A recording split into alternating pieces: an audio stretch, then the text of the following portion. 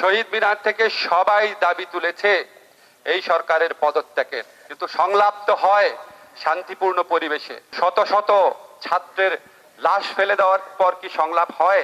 শত শত লাশ ফেলে দেওয়ার পর পদত্যাগ হয়। পৃথিবীর ইতিহাস তাই বলে, বাংলাদেশের ইতিহাস তাই বলে। সামরিক স্বৈরশাসকও এত বড় হত্যাযোগ্য, এর চেয়ে বড় হত্যাযোগ্য সে নিতে পারে নাই। আপনাদের আর কত হত্যা দেখার মানসিকতা আছে? দেয়ালের লিখন পড়ুন। বাংলাদেশের মানুষ এখন ফুঁসে উঠেছে, এটা কোনো দলের আন্দোলন না, এটা একটা গণ আন্দোলনে পরিণত হয়েছে। আপনি প্রায়ই বলেন আমার কোনো ক্ষমতায় লোভ নাই, প্লিজ এবার এটা প্রমাণ করে দেখান। গণ আন্দোলন, গণ জমায়েত আমরা কখনো দেখি নাই।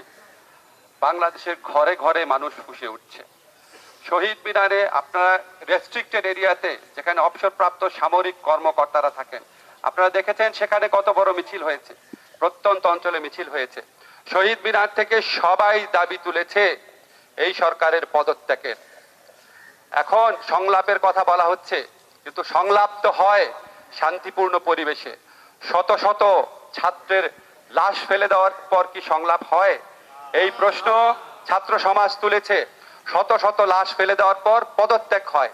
পৃথিবীর ইতিহাস তাই বলে, বাংলাদেশের ইতিহাস তাই বলে। এরশাদ আমলে এর 10 ভাগের 1 ভাগ ছাত্র হত্যার পর এরশাদ পদত্যাগ করেছে।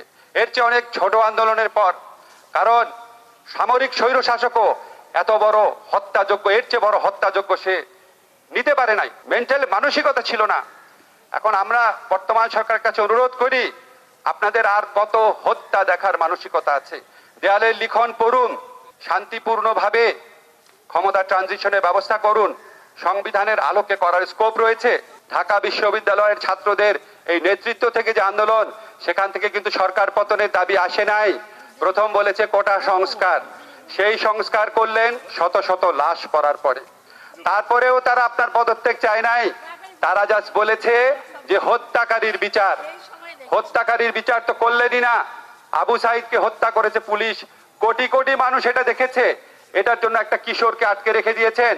আপনার দলের নেতারা, মন্ত্রীরা প্রকাশ্যে শত শত জায়গাতে, আপনারা শত শত মেটাফরিক্যালি বললাম, বেশ কিছু মন্ত্রী, সরকারের স্থাবক, আলোচক, সরকারি দলের নেতারা টেলিভিশনে গিয়ে বলেছেন পুলিশ করে নাই। এটা কে বলেছে পুলিশ করেছে?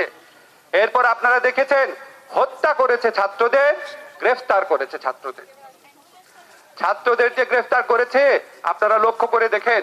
এখানে যে হত্যা হয়েছে আন্দোলনকালে, গ্রেফতার হয়েছে আন্দোলনকালে। নাশকতার স্পটে কোনো গুলি বর্ষণ হয়েছে? আপনারা খেয়াল রাখবেন, নাশকতার স্থানে কোনো গুলি বর্ষণ হয় নাই। গুলি বর্ষণ হয়েছে ছাত্র আন্দোলনের ক্ষেত্রে। এবং আজকে এত হত্যাকাণ্ডের পর, এত কিছু হওয়ার পর, আজকে আমি পত্রিকায় দেখলাম আমাদের প্রধানমন্ত্রী বলেছেন যে আবু সাইদকে যে পুলিশ গুলি করার জন্য যে পুলিশ দায়ী, হত্যাকাণ্ডের পর এতদিনে একটা পুলিশকে ক্লোজ করেছেন। মাননীয় প্রধানমন্ত্রী, আপনি কি আমাদের বুকের ক্ষত বুঝেন? আপনি বঙ্গবন্ধুর কন্যা, বঙ্গবন্ধু গণ আন্দোলন করে বাংলাদেশকে স্বাধীন করেছিলেন। মানুষের স্পিরিট বুঝতে পেরে দুঃখের সাথে বলতে হচ্ছে, আপনার মধ্যে সেই স্পিরিট বুঝতে পারার কোনো লক্ষণ আমরা দেখি না। আপনি স্থাবক পরিবৃত্ত, আপনি স্থাবক সাংবাদিক দিনে সম্মেলন করেন, আপনার মুখের উপর কথা বলতে পারে না এমন লোকদেরকে মন্ত্রী বানিয়েছেন। আপনাকে একটা ভুল পিকচার তারা দিচ্ছে। বাংলাদেশের মানুষ এখন ফুঁসে উঠেছে, এটা কোনো দলের আন্দোলন না, এটা একটা গণ আন্দোলনে পরিণত হয়েছে। আপনি প্রায়ই বলেন আমার কোনো ক্ষমতায় লোভ নাই, প্লিজ এবার এটা প্রমাণ করে দেখান। আপনি পদত্যাগ করে, সাংবিধানিকভাবে পদত্যাগ করার 2টা স্কোপ আছে। একটা হচ্ছে সংবিধানের আলোকেই জাতীয় সরকার করা যায়, সংসদে থাকা সব দল, এমনকি সংসদের বাইরে 10% লোককে অন্তর্ভুক্ত করে, এবং টেকনোক্রেট যারা আছে তাদেরকে উপদেষ্টা বানিয়ে। আর আরেকটা পথ হচ্ছে আপনি সংবিধান পরিবর্তন করে সর্বসম্মত জাতীয় ঐক্যের ভিত্তিতে যে তত্ত্বাবধায়ক সরকার গঠিত হয়েছিল, দরকার হলে সেখানে সংস্কার করেন, যাতে এখানে কেউ কোনো রকম কারচুপি করতে না পারে।